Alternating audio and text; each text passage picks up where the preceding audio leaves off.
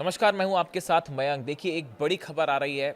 चीन ने ईरान की मदद के लिए समंदर में उतार दिए हैं कई जहाज़। ऐसी खबर पहले भी आई थी और इस पे हमने वीडियो भी बनाया था और ये बताया गया था कि मिसाइल बनाने का जो सामान है, जो केमिकल है, मटेरियल है, वो चीन से ईरान पहुंच रहा है। और उस समय बताया जा रहा था कि 2000 टन से ज़्यादा सोडियम परक्लोरेट जो है वो जहाज़ों में लाद कर चीन से ईरान पहुंचाया जा रहा है। ये वो मटेरियल है जिससे मिसाइल बनाई जाती है। अब इसको लेकर एक बड़ा खुलासा हुआ है। वॉल स्ट्रीट जर्नल ने ये खुलासा किया है और इसमें बताया गया है कि श्रीलंका के करीब एक जहाज़ को अमेरिकन फोर्सेस ने समंदर में उस पर रेड की, उसको उस पर कब्जा किया। ये चीन का जहाज़ था जो कि बड़े मात्रा में मिसाइल बनाने का सामान लेकर ईरान जा रहा था। देखिए, United State forces raided a cargo ship travelling from China to Iran. US military personnel boarded the ship several hundred miles from Sri Lanka, according to the report on Friday. It was the first time in several years US forces had intercepted cargo traveling from China to Iran, according to the newspaper. ये खबर जो wall street journal में है, इसके मुताबिक एक जहाज था जो श्रीलंका के करीब था। ये जहाज चाइना से चढ़ा था और ईरान जा रहा था और इसमें बड़ी संख्या में, बताया जाता है बड़ी मात्रा में जो था वो सामान था जिससे मिसाइल्स बनाई जाती है। ये जानकारी मिलती है अमेरिकन एजेंसीज को। उसके बाद अमेरिका ने कई सालों बाद ये एक्शन लिया और अमेरिका की जो नेवी है, चॉपर्स हैं, उन्होंने उस जहाज़ को कॉर्नर किया और उसको अपने कब्जे में लिया।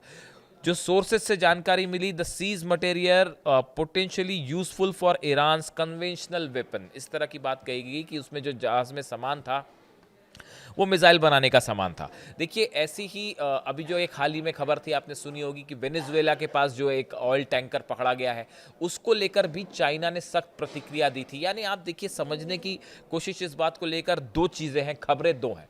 पहली खबर तो अब ये है कि समंदर में एक बड़ा वॉर छिड़ गया है जिसमें चाइना और ईरान एक साथ है और सामने है अमेरिका। और इस बार ये जो वॉर है, ये कन्वेंशनल वॉर नहीं है कि जिसमें मिसाइल से फायर हो रही हैं एक दूसरे पे और बम बरस रहे हैं। ये बड़ा वॉर है ईरान के ऑयल व्यापार को रोकने के लिए, चाइना से जो सामान ईरान पहुंच रहा है उसको रोकने के लिए, किसी भी तरह से जो है ईरान की मदद को रोकने के लिए, और जो ईरान और चीन के बीच में खास तौर पर व्यापार हो रहा है इसको रोकने के लिए। सिर्फ इतना ही नहीं, वेनेजुएला को लेकर भी जो व्यापार हो रहा है उसे रोकने की कोशिश हो रही है। अली खामेनी साहब के ऊपर मैंने एक वीडियो बनाया था, उन्होंने ये बात कही थी कि लगातार अमेरिका इस तरह से कोशिश कर रहा है कि दूसरे देशों के जहाज़ हैं उनको रोका जाए, उनकी एसेट्स पर कब्जा किया जाए, उनकी ज़मीन को हथियाया जाए, इस तरह की बात थी। और वही बात जो है अब चाइना भी कह रहा है। देखिए, अब होता यह है कि इस जहाज़ पर अमेरिका ने कब्जा किया और उसमें वो कई सारा सामान था। उसके बाद शिप का क्या हुआ इसके बारे में कोई खास जानकारी नहीं है। शिप किस कंपनी का था इसके बारे में भी जानकारी नहीं है।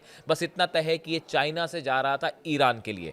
अब देखिए, ऐसी जब ये वेनेजुएला में हाल ही में जब एक और जहाज़ को पकड़ा गया, ऑयल टैंकर जो अमेरिका ने कब्जा किया, उस समय भी चीन ने इसका सख्त विरोध किया था। Chinese foreign ministry spokesperson Guo Jiakun condemned the seizure of the oil tanker off the coast of Venezuela, which was brought to a port in Texas on Friday. Beijing opposes unilateral illicit sanctions and long-arm jurisdictions that have no basis in international law or authorization of UN Security Council and the abuse of sanctions. देखिए, China का कहना ये था कि ये जो जिस तरह से ये अमेरिका ने जहाज़ों पर कब्जा कर रहा है, इसका कोई अधिकार अमेरिका के पास नहीं है। ना यूनाइटेड नेशंस के किसी नियम के तहत ये कब्जे हो रहे हैं, ना सिक्योरिटी काउंसिल के कोई किसी नियम के तहत ये कब्जे हो रहे हैं। ये पूरी तरह से गैर कानूनी है, ये चीन ने कहा था। अब देखिए, जो खबर है, पिछले महीने एक और खबर निकल कर सामने आई कि दो डेमोक्रेटिक सांसद अमेरिका के, दो डेमोक्रेटिक मेंबर्स, पार्टी के मेंबर्स हैं, सांसद हैं वहाँ के, उन्होंने यूनाइटेड स्टेट्स कांग्रेस में जो है वहाँ पे सेक्रेटरी ऑफ स्टेट जो मार्को रूबियो हैं और सीआईए डायरेक्टर जो हैं, इनको एक चिट्ठी लिखी और इनको चिट्ठी लिख के उन्होंने इस बात को जानने की कोशिश की कि जो खबरें आ रही हैं कि चीन से 2000 टन सोडियम परक्लोरेट जो है वो कई जहाज़ों में लाद कर ईरान पहुंचाया जा रहा है। इस खबर की सच्चाई क्या है, ये बात बताइए। Representative Raja Krishnamoorthi and Joe Courtney sent a letter to the Secretary of State Marco Rubio and CIA director John Ratcliffe calling the probe into Chinese firms' delivery of 2,000 tons of sodium perchlorate, a critical ingredient making ballistic missiles propellant, to Iran since the late September in the violation of UN sanctions. इन सांसदों ने ये कहा कि जो खबरें आ रही हैं कि 2000 टन जो मटेरियल पहुंचाया गया सोडियम परक्लोरेट ईरान को, इसकी सच्चाई क्या है ये बताइए। यानी इस खबर पर मुहर है। देखिए, हमने सबसे पहले ये वीडियो बनाया था कि बड़ी संख्या में चीन से जहाज पहुंच रहे हैं ईरान की तरफ, जिसमें बारूद लगा हुआ है। अब ये जो सोडियम परक्लोरेट है, ये सीधा सीधा इस्तेमाल नहीं होता मिसाइल बनने से, लेकिन इससे पोटेशियम परक्लोरेट बनाया जाता है और उसका इस्तेमाल होता है मिसाइल बनने में, मिसाइल का फ्यूल बनाने में। यानी ये मटेरियल जो चाइना से ईरान पहुंच रहा है, इस मटेरियल को प्यूरिफाई करके इसमें कुछ केमिकल परिवर्तन करके इसका इस्तेमाल होता है मिसाइल्स का सामान बनाने में, उसकी बारूद बनाने में। उसके लिए जो सरल शब्दों में मैं बारूद कह रहा हूँ, जो मटेरियल होता है, जो सॉलिड फ्यूल होता है, उसको बनाने में इस्तेमाल होता है। अब इसमें से 2-3 बातें क्लियर है। पहली बात तो ये, इसके साथ ही इन सांसदों ने ये भी कहा अमेरिकन कि ये प्रोसेस लगातार जारी है, इस पे रोक नहीं लग पा रही है। और ये जो एक्शन हुआ नवंबर में, जो चाइना के जहाज को रोका गया, वो इस बात को कंफर्म करता है कि चीन से बड़ी संख्या में जहाज अब भी ईरान पहुंच रहे हैं। इजराइल की संसद में ये कहा गया कि इजराइल में संसद में ये बात कही गई कि ईरान बड़ी संख्या में मिसाइल बना रहा है, तेजी से मिसाइल बना रहा है, 24 घंटे वहां कारखाने चल रहे हैं और ये सामान अब आ रहा है चाइना से बड़ी संख्या में और वो कंटिन्यू है। अमेरिका कुछ नहीं कर पा रहा, इजराइल कुछ नहीं कर पा रहा। और ये जो एक्शन हुआ, एक जहाज को रोका गया, ऐसे सैकड़ों जहाज हैं जो पहुंच रहे हैं, जो एजेंसीज की तरफ से खुफिया जानकारियां सामने आ रही है। यानी ईरान और चीन का ये मिसाइल को लेकर जो कोऑपरेशन है, इसने इजराइल की नींद उड़ा दी है, इसने अमेरिका की नींद उड़ा दी है। और ये जिस मात्रा में मिसाइल्स बन रही हैं, जिस तरह की खबरें आ रही हैं, वो आने वाले समय में आप देखें कि ये भी कहा जा रहा है, कुछ एक्सपर्ट्स का कहना ऐसा है कि हो सकता है आने वाले समय में ईरान जो है वो इतनी मजबूत स्थिति में पहुंच जाए कि उसके बाद इजराइल शायद हमला ही ना कर पाए ईरान पर। और जो पिछली बार की 12 दिन की जंग में जो हाल था, उस समय जो मिसाइल प्रोडक्शन हो रहा था, उससे अब कहीं ज़्यादा तेजी के साथ मिसाइल प्रोडक्शन हो रहा है और बड़ी मात्रा में मटेरियल सप्लाई हो रहा है चाइना से।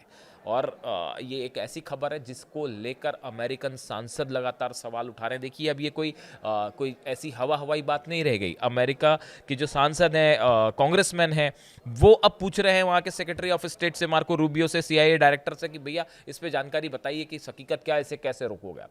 तो इस सूरत हाल में चाइना और ईरान का ये जो कोलैबोरेशन है मिसाइल प्रोग्राम को लेकर, ये बेहद खतरनाक है और अमेरिका और इजराइल के लिए ये बड़ी चुनौती है। और एक बार फिर इस बात को साबित करता है जो ईरान बार बार कह रहा है कि अगर अब की बार इजराइल ने हमला किया, देखिए उसके पीछे कुछ ना कुछ बेसिस होगा। जो रणनीति बताई जा रही है इजराइल की कि अगर अब की बार ईरान की कि अगर अब की बार इजराइल ने हमला किया तो ईरान एक साथ 2000 मिसाइल दाग देगा। अब आप सोचिए, जब पिछली बार जो है 300 से 400 मिसाइल दागी थी 12 दिन के दौरान ईरान ने, ऐसा कहा जाता है, उन 300 से 400 मिसाइल में इजराइल में इतना नुकसान हुआ। हाइफा में तबाही हुई, तेल अवीव में तबाही हुई, अशदोद में तबाही हुई और अलग IT जो सेक्टर्स हैं उन पर मिसाइल्स गिरी ताबड़तोड़। और रिहायशी इलाकों में जब इजराइल में इतना नुकसान इन मिसाइलों से हो सकता है, तो आप अगर कल्पना करिए कि अगर 2000 बैलिस्टिक मिसाइल्स एक साथ ईरान फायर कर दे तो क्या होगा। और जिस तरीके से पिछले कुछ समय में जिस स्पीड के साथ ईरान ने ICBM बनाने की बात हो, चाहे मिसाइल रेंज बढ़ाने की बात हो, मिसाइल्स में जो है AI टेक्नोलॉजी इस्तेमाल करने की बात हो, ये इस बात को बताता है कि ईरान का मिसाइल प्रोग्राम एक तेज़ी से एडवांस लेवल पर आगे बढ़ रहा है, जिसे रोकना अब अमेरिका और इजराइल के लिए एक टेढ़ी खीर है। इससे जुड़ा जो भी अपडेट होगा आप तक पहुँचाएंगे। Thank you so much.